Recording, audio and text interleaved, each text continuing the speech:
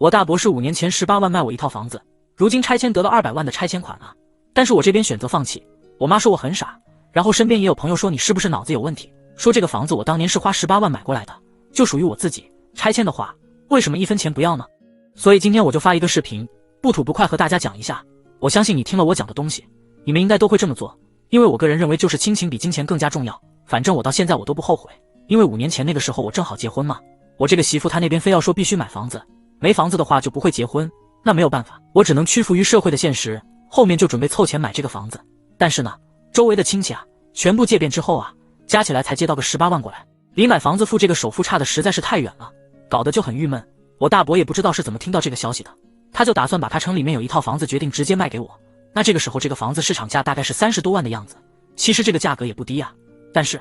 那我这个大伯他就有这么一个想法，就是说希望这个房子能够继续留在我们家族中，他也不想卖给外人，所以他就直接把18万卖给我。虽然说直接是打了个6折的样子，但都是自家人，他的意思就是说没有必要纠结这么多，后面我们就在这个老房子里面就结婚了嘛。然后又把它装修了一下，花了大概是差不多3万块钱，简单装修了一下。5年时间，我跟我媳妇2个人就是齐心协力，也挣了不少钱，后面就换了一套新房子。我感觉我大伯当年这个事情做的对我还是非常有恩的，而且这么些年大伯家里面也发生了很多变故。首先是我这个堂哥，他出差的时候被那个车给撞了，后面我这个堂弟又因为赌博欠了一屁股债，还导致离婚了，所以他家里面现在那个日子可以说过得不是很好。不过在此期间，我大伯也从来没有吐槽过什么东西，也没有诉苦什么的，但是我本人我是看在眼里面的，我想着有什么机会能够报答他一下。但是谁都没有想到的就是这个5年之后，我们这个小县城居然进行改造，当时那个老旧小区也被列入这个拆迁范围，每家每户都可以获得一个200万的一个拆迁补偿款，包括当时大伯卖给我这个房子也会直接换成200万。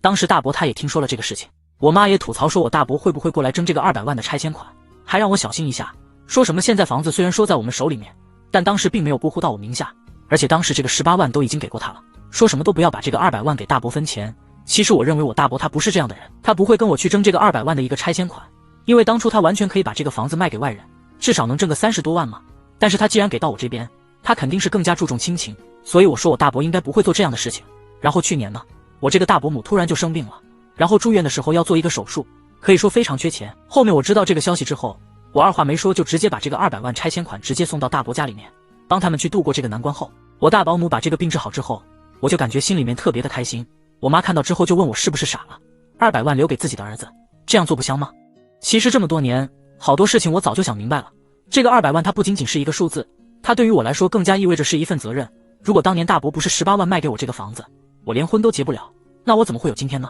所以我认为吃水不忘挖井人，他既然不愿意看到自己亲人受苦，那我也得用同样的方式去回报他呀。